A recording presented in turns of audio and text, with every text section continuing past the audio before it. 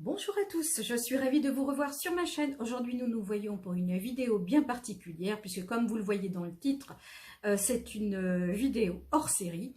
Je ne sais pas comment la nommer, donc j'ai trouvé que ça faisait bien. Et c'est une vidéo bien particulière parce qu'on ne parle pas de livre aujourd'hui, mais de la petite histoire.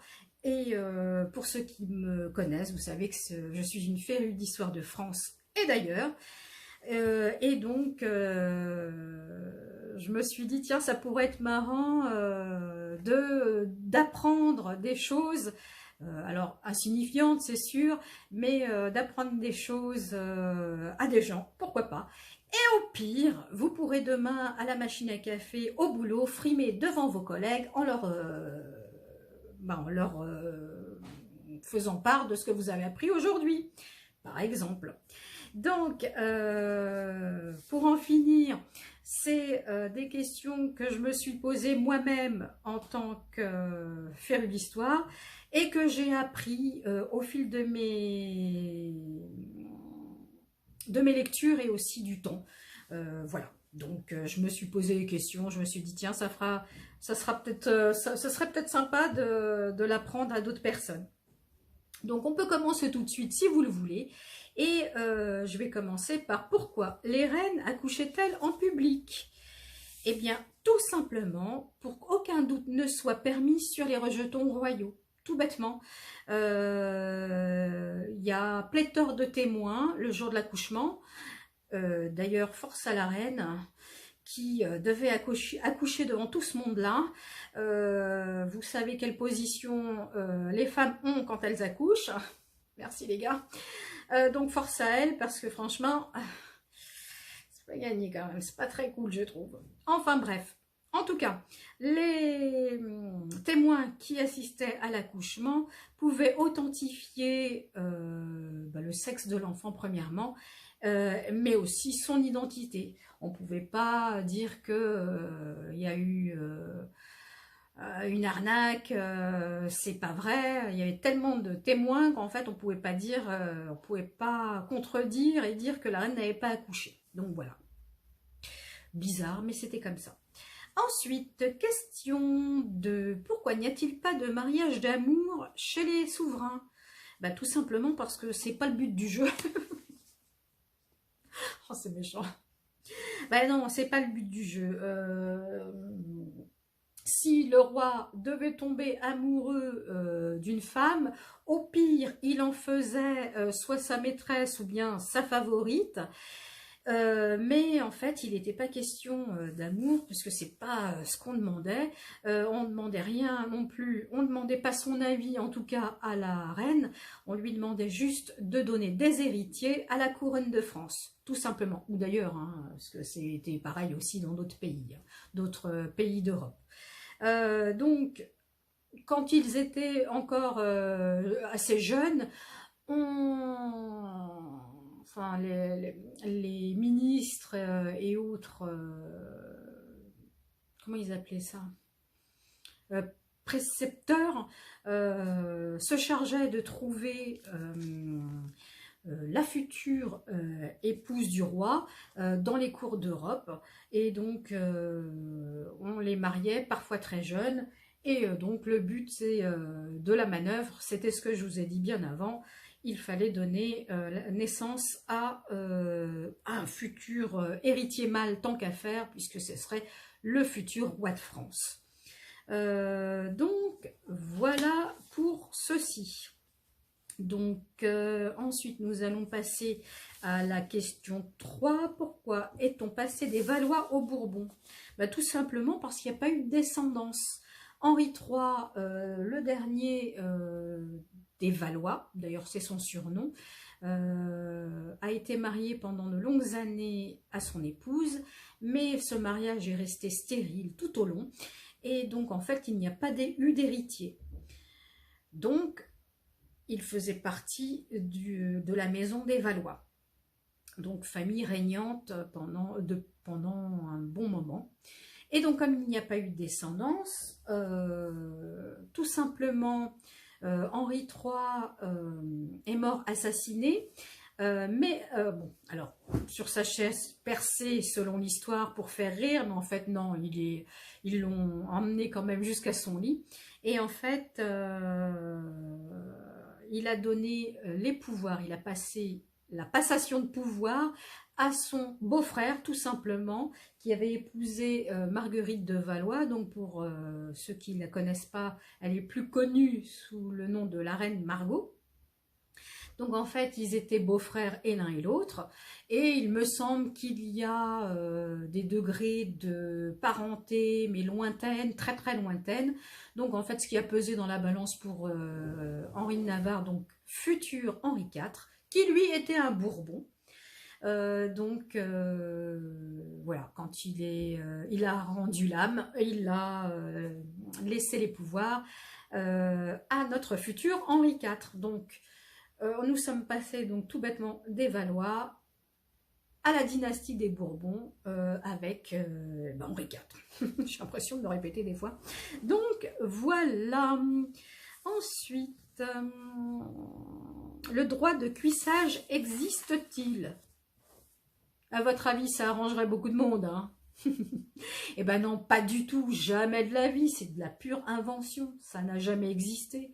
Pour peu que j'ai lu beaucoup d'histoires, enfin de biographies sur les rois de France, je vais vous parler enfin des plus coureurs de jupons comme Henri IV par exemple, Louis XV, ou même Henri VIII, roi d'Angleterre, qui étaient des sacrés personnages et coureurs de jupons. Jamais de la vie, pourtant ils ont eu des maîtresses, hein. Ils en ont eu, hein. Ils ont eu des femmes, des maîtresses, pas maîtresses, de tout, hein. Aucun n'a jamais forcé qui que ce soit à quoi que ce soit. Jamais de la vie. Donc, non, vous vous ôtez ça du cerveau, ça n'existe pas, c'est de la pure invention. Ça n'existe pas. Donc, voilà.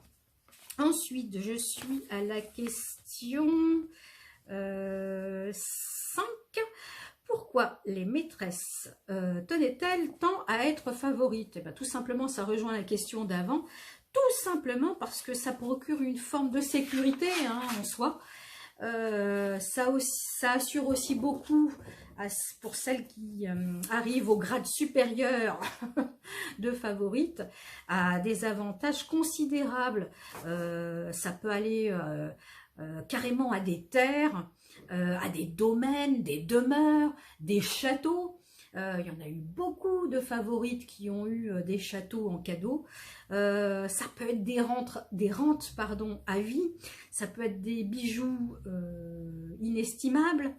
Voilà, ça avait que des avantages d'être auprès du roi. C'est pour ça qu'en fait, il n'y avait pas de... ça forçait pas à la question d'avant.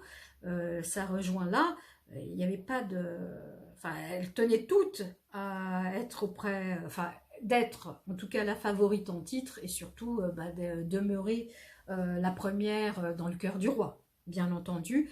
Et pour certaines, Madame de Pompadour, par exemple, ou bien Anne Boleyn, deuxième épouse d'Henri VIII, elles ont carrément mis des membres de leur famille, que ce soit des frères, des oncles ou des pères, carrément à des postes stratégiques dans le gouvernement, quoi. Carrément. Donc voilà, ça procurait aussi du bien pour elles, mais aussi des biens pour leur entourage, tout simplement. Donc voilà, c'est pour ça que je vous dis, quand elles y étaient, elles faisaient tout pour y rester à cette place de favorite. Ensuite, je suis à la question 6. Pourquoi appelait-on les futurs régents les dauphins? Je crois que c'est une histoire de la région du Dauphiné, un truc comme ça. Et en fait, ça voulait dire tout simplement que... Alors, tout simplement que c'est les héritiers, quoi. C'est les rejetons, c'est les futurs rois, c'est les futurs héritiers de la couronne. Donc, dauphin pour les garçons, dauphine pour les filles, hein, ça se disait dans des deux façons. Et donc en fait, voilà, ça désignait la continuité, le fils, être fils de roi. Alors, aîné bien sûr. Hein. Ensuite, je suis à la question, je me suis fait un petit truc, mais même comme ça. Alors, pourquoi Marie-Antoinette était-elle déjà condamnée avant son procès? Alors, tout simplement, alors moi non, parce que je ne suis pas historienne bien sûr, mais j'ai appris ici, j'ai un livre sur Marie-Antoinette, qui a été écrit par l'une de mes auteurs préférées, qui est Hortense Dufour, et c'est grâce à elle, en lisant ce livre, mais il y a quand même pas mal d'années, que Marie-Antoinette faisait de grosses hémorragies et qu'elle a été probablement atteinte d'un cancer de l'utérus. Ça a été confirmé dans je ne sais plus quel documentaire de je ne sais plus quelle chaîne ou sur YouTube, je ne sais plus, parce que je regarde aussi beaucoup de choses sur YouTube. Et en fait, les historiens pensent que, alors, soit ces hémorragies, ces grosses pertes de sang provenaient du stress et en fait, tout s'accumuler. En fait, ils disent aussi elle a eu les cheveux blancs en une nuit aussi. En fait, elle avait beaucoup de stress puisqu'il ne faut pas oublier que Louis XVI a été guillotiné un peu avant, au mois de janvier. On lui retire son fils, il finit très mal. Bon, elle ne le saura pas, hein, mais il finit très mal. Il meurt à la Bastille. On lui enlève sa fille. Donc, tout ce stress aurait fait que il y a cette réaction du corps qui fait que ça aurait déclenché toutes ces hémorragies. Et puis d'autres qui disent que c'est un cancer de l'utérus, probablement. Donc, voilà.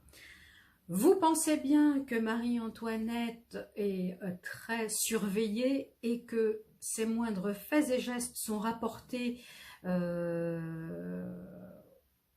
aux membres du jury et des avocats et du juge. Et donc en fait, ça se sait très vite qu'elle fait d'énormes hémorragies et qu'elle s'affaiblit de jour en jour de plus en plus vite. Donc comme ils s'en aperçoivent, ils vont tout bêtement accélérer les choses et donc son procès, et vont la condamner, tout le monde le sait, à la guillotine. Et elle sera donc guillotinée le 16 octobre 1796, comme tout le monde le sait. Donc, voilà, tout simplement. Ensuite, question 9. Pourquoi les rois portent-ils des numéros? Alors ça, c'est une question. Je me suis toujours posé la question, surtout quand j'étais plus jeune. Je ne comprenais pas pourquoi un tel, il avait tel numéro. Alors, par exemple, Louis XIV, c'est pourquoi ils s'appellent Louis XIV, Henri IV. Bon, ils ont tous des numéros. C'est dans l'acte de naissance. Comment ça se passe? Donc, en fait, pas du tout. Donc, je crois que c'est Charles V qui a instauré cette numérotation au roi, parce qu'apparemment avant c'était, alors les prénoms royaux comme Charles, Henri, Louis étaient très donnés, et donc en fait apparemment c'était un peu le bazar pour savoir qui était qui. Donc du coup il a décidé qu'il mettrait une numérotation à chaque roi. Et donc en fait, pour vous expliquer pourquoi ils ont un numéro, tout simplement pour faire facile, puisque tout le monde connaît Louis XIV, donc on va parler de lui. Tout simplement, il est le 14e roi couronné à s'appeler Louis, tout simplement. Henri IV était le 4e roi à s'appeler Henri, à régner sur la France. François Ier était le premier roi à s'appeler François. Voilà, tout simplement. C'est bête, hein. C'est tout bête, mais c'est comme ça. C'est un peu comme les papes. Ils ont tous aussi des numéros. C'est qu'en fait, ils sont tout simplement, par exemple, François Ier. Alors, il veut pas qu'on l'appelle premier, je crois, parce que, bon, voilà, il y a le roi François Ier, mais c'est le premier pape à s'appeler François, tout simplement. Voilà, c'est comme ça. C'est bête, mais c'est logique en fait, hein, tout simplement. Et ensuite, pour finir, je vais vous parler de ma question 10. Pourquoi n'y a-t-il pas de reine au pouvoir en France? C'est vrai ça, pourquoi? C'est quoi ce délire? Bah, tout simplement parce que en France, il y avait, je crois qu'elle n'y est plus, la loi Salique. Alors, c'est en fait une loi qui définit les règles de succession au trône de France et qui empêche à toute femme d'accéder au pouvoir tout simplement. Elles n'ont pas le droit de régner. Donc, elles peuvent être, comme Catherine de Médicis, veuve de roi. Elles peuvent être mères de futurs rois. Rien n'y fait. Vous n'avez pas le droit. Donc, elles peuvent au pire régenter le royaume à la place de leurs enfants jusqu'à leur majorité, mais il est hors de question qu'elles règnent sur la France. Enfin, qu'elles règnent, qu'elles dirigent la France, tout simplement. Donc, on remerciera Clovis, qui a comment dire,